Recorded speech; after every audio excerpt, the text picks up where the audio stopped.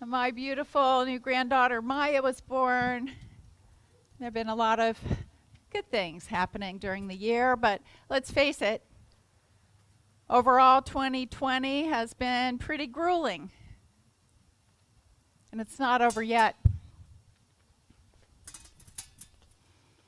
Amid the ongoing pandemic, the heartbreaking racial injustice, the deepening divisions, the civic unrest, the economic turmoil, wildfires, and more, many of us will acknowledge that we're having a hard time. What we may not recognize is that we're grieving. Well, grieving what, you may ask? Well, here's my list. We're grieving the loss of safety, loss of health, loss of community and companionship, loss of freedom, loss of innocent lives, loss of role models, people we've loved dearly, loss of income, loss of jobs, loss of plans, loss of sharing times of joy or sorrow with family and friends, loss of local businesses and some of our favorite restaurants, loss of travel, loss of physical contact, loss of peace, loss of civility, loss of compassion, loss of trust, loss of unity. And that's on top of any losses we may be experiencing in our own personal lives with respect to people dying or divorce or illness or aging or moving to a new place. That's a lot of losses. Of course we're grieving. How could we not be? And I find it interesting that more and more things out in the world, ranging from the virtual Emmy Awards to this carrot cake recipe that I found online, are being described as being like a hug. Because we all need a hug, don't we? We miss our hugs here at Unity Renaissance. That's tough. We all need a hug. And grief expert David Kessler says this. He says, we feel the world has changed, and it has. We know this is temporary, but it doesn't feel that way. And we realize things will be different. Just as going to the airport is forever different from how it was before 9/11, things will change. And this is the point at which they changed. The loss of normalcy, the fear of economic toll, the loss of connection, this is hitting us, and we're grieving collectively. We're not used to this kind of collective grief in the air. You know, I've been thinking lately how different it would be, and I invite you to do this when you go out into the world. See people out there and think to yourself, they're grieving. That person's heart is hurting. They're wounded just as I am feeling wounded. You know, a lot of times we don't even recognize that grief is what we're feeling. We think we're just in some altered reality. It's really how it's felt this year, hasn't it? Like an altered reality. But that's exactly what grief is. It's another reality. You see, when we're grieving, we struggle to process the shock of what we've lost. We're tired, but we can't sleep. We forget what we're saying or doing. We wander around disoriented. We may sit and stare into space, or we may become obsessively busy. We may find ourselves bursting into tears or lashing out at somebody for no apparent reason. Have you had any of those things happen in your life this year? Wandering aimlessly, difficulty sleeping, feeling like you're in an altered reality. If you've had any of those experiences, I invite you to say with me, I'm grieving. Together. I'm grieving. Again. I'm grieving. And now we're grieving. Together. We're grieving. Again. We're grieving. Now breathe. You see, what you've just done is very big. Because more often than not, we don't want to admit that we're grieving. But when we do, there is this sort of empowering, liberating effect of naming our grief. It actually connects us with what we're feeling inside. Did you feel that as you said it? Did you feel this ring of truth in you, like something that's been unspoken? Takes courage to name that and face it. You know, more often we tend to run from our feelings, don't we? We're like, okay, if I just don't think about that, if I don't think about that feeling, that difficult feeling, maybe it'll just go away. No, that's not how it works, is it? Darn, that's not how it works. Pain doesn't go away just because we pretend that it isn't there. In fact, the more we ignore it, the worse it gets. The longer we deny our pain, the deeper it gets into our bodies and into our souls, the more damaging it is to us physically, mentally, emotionally, and the harder it is to heal.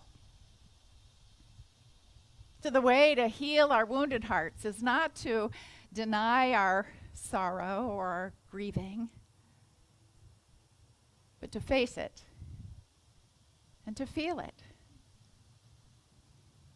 You know, when we say that, a lot of times the first thing that comes to mind for people is, no, I don't want to go there. We have a feeling that if we really go to this place of sadness in us, that it'll overwhelm us.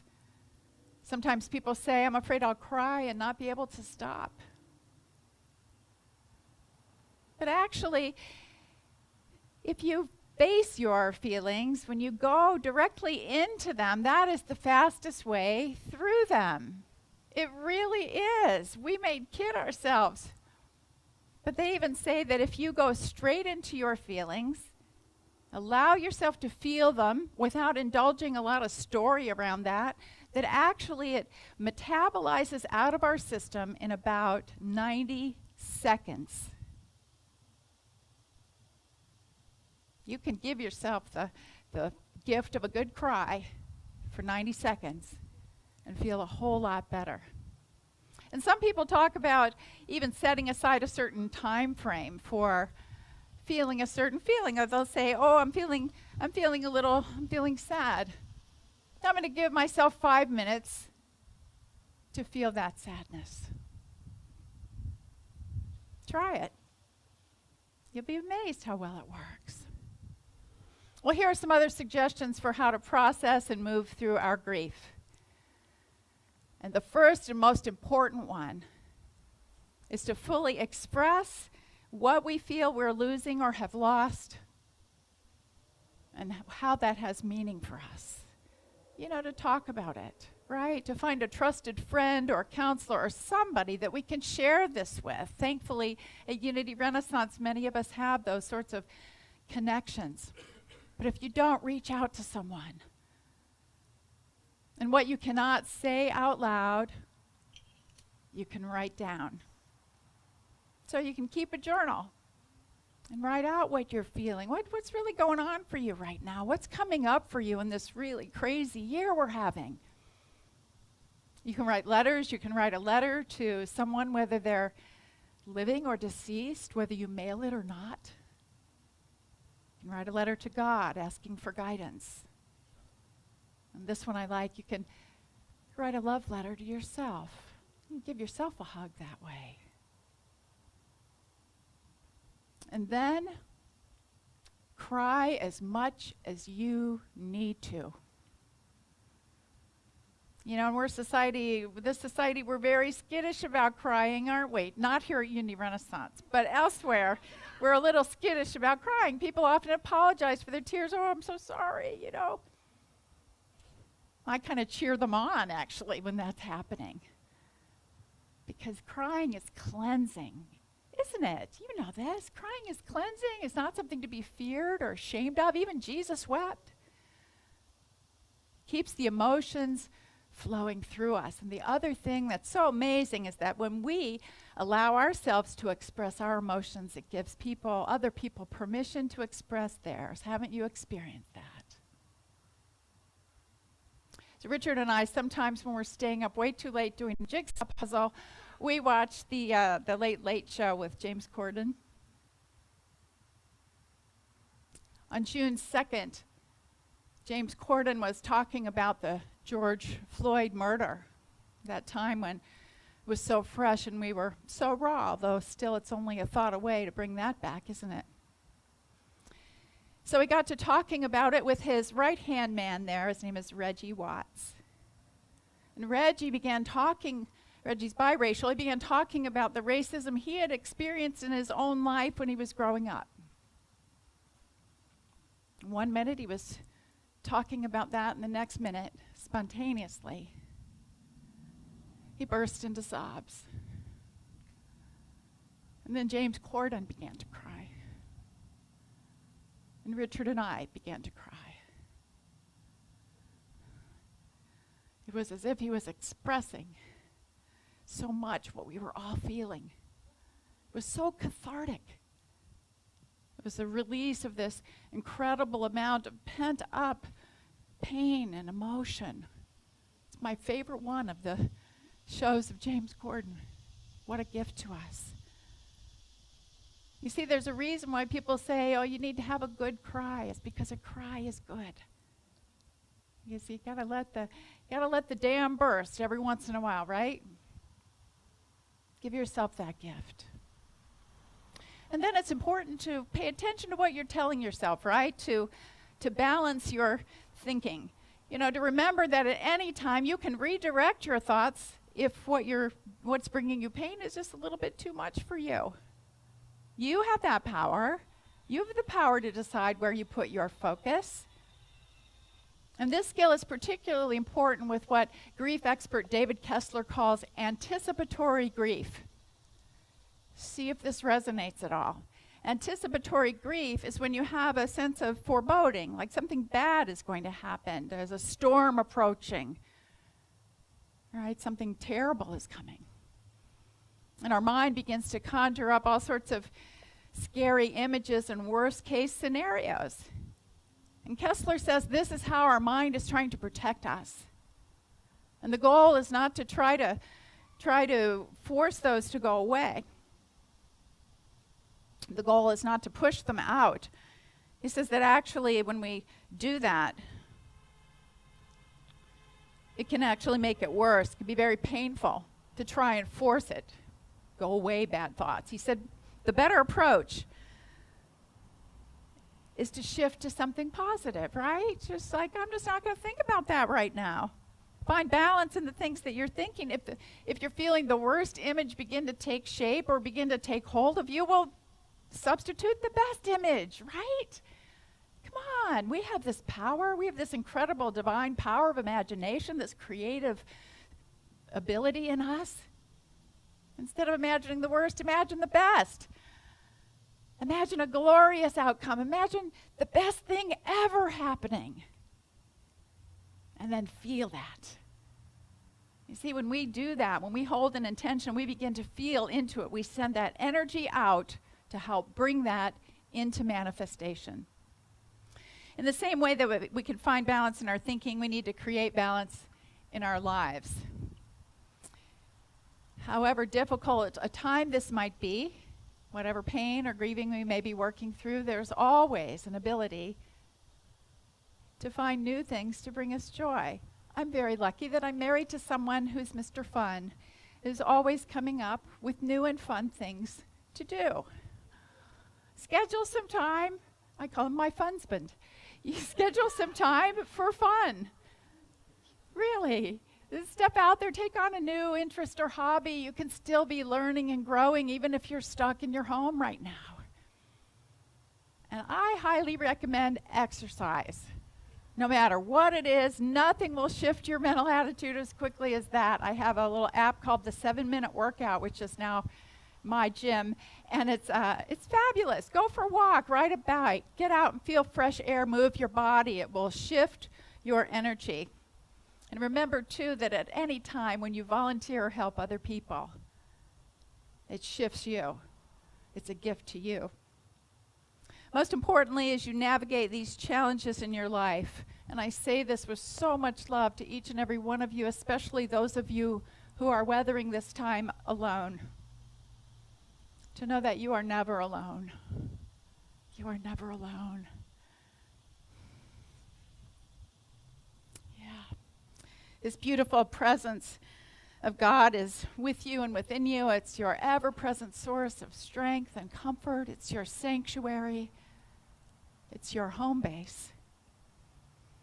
You can remember that and turn your attention to that to be restored and renewed. And perhaps even turn to some scripture verses or favorite quotes or passages to help you remember this. I love to call forth the words of Jesus. Let not your hearts be troubled, neither let them be afraid. Fear not, little flock. Blessed are those who mourn, for they will be comforted. Peace. Be still. Or in Ecclesiastes, to everything there is a season and a time for every matter under heaven. And this one from Psalms, the Lord is near to the brokenhearted and saves the crushed in spirit.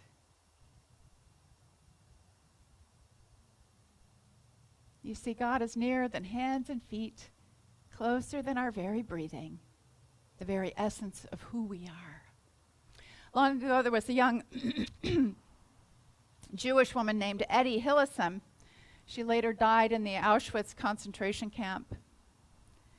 And she wrote diaries and books and articles about her spiritual journey, about the horrific oppression and persecution of the Jews in Amsterdam. And she wrote this: there is a really deep well inside me, and in it dwells God. Sometimes I am there too, and that is all we can manage these days, and also all that really matters. That we safeguard that little piece of you, God, in ourselves. We must safeguard that little piece of God, actually that big presence in ourselves. And remember this. We know this in Unity. We talk about this a lot. These times of loss are the most difficult, but they're also the most transformative, is it not so? That after the darkness, we emerge into the light. After the difficulty or the breakdown, there is a breakthrough. And even in the depths of our difficulties or fears or grieving, we can remember that somehow, in some way, on some level, good will come from this. Good will come from all of this. So I was reminded of that yesterday when a group of us from Unity Renaissance went out and joined about 100 people for a prayer pilgrimage for Black lives and racial equity. And we got together at the 1619 marker at Old Point Comfort, where the first Africans were brought to America as slaves. There we were, right in the spot where that happened. It was profoundly sad. It was so heavy, so real. We prayed together, we grieved together with this group. Each in our own way committed ourselves to doing our part to dismantle the ongoing racism in this country. And as we were all standing out there together, this swarm of dragonflies came through. Seriously, and they were all flying in and around us. You know, dragonflies are a symbol of transformation. Oh, it's beautiful. Then we went over to the Emancipation Oak. Some of you may have been there. The Emancipation Oak is where the Emancipation Proclamation was read aloud to slaves in Virginia when they were being freed. And so there we were standing together before this incredible, immense oak tree. Standing there together, black and white, people of different ages and faiths and backgrounds, experiencing this healing journey together and holding the high watch for love and humanity and peace and oneness. And I have to tell you, standing with that group in that spot, I felt this incredible sense of hope rising up within me. So today I invite you to know and affirm with me that the old ways of hate and division are dying, and a new consciousness of love and compassion is rising.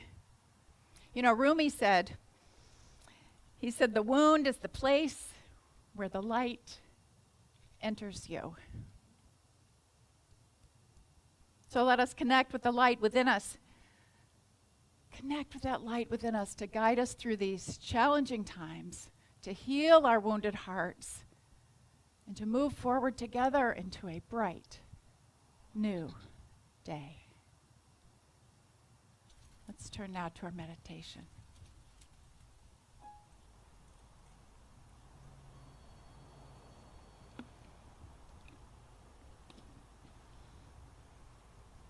Let's take a moment to get comfortable in your seat and take a deep breath in. Release and let it go.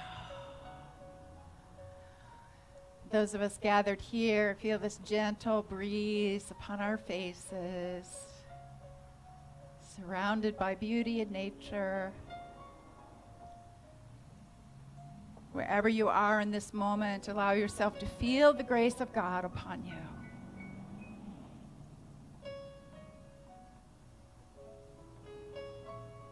Take a deep breath in.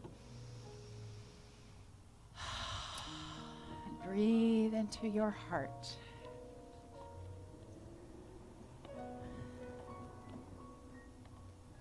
Discovering there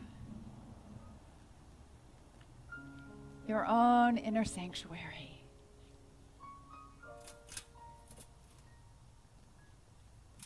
Your own untouched and beautiful place of healing and wholeness, peace and reassurance. Take a moment to abide here, feeling the love of God moving in and through you, touching every cell of your beautiful being. Healing the hurt places in you, touching the wounds and bringing in light.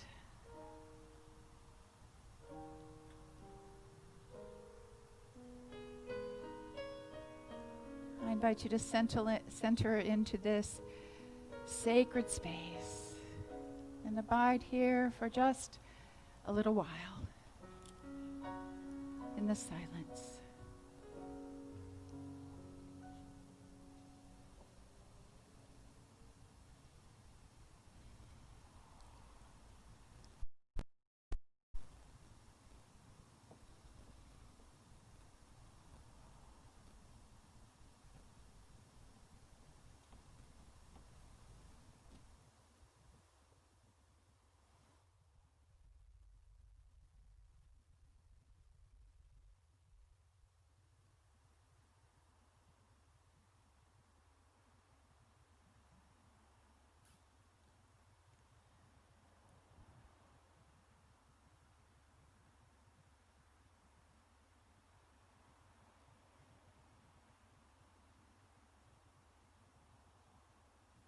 Begin to feel this energy of renewal moving in and through us, this feeling of faith and optimism and even joy beginning to rise up within us. We go forward from this time together with a sense of renewal and restoration, knowing that all is well and that all will be well. Thank you, God, and so it is. Amen.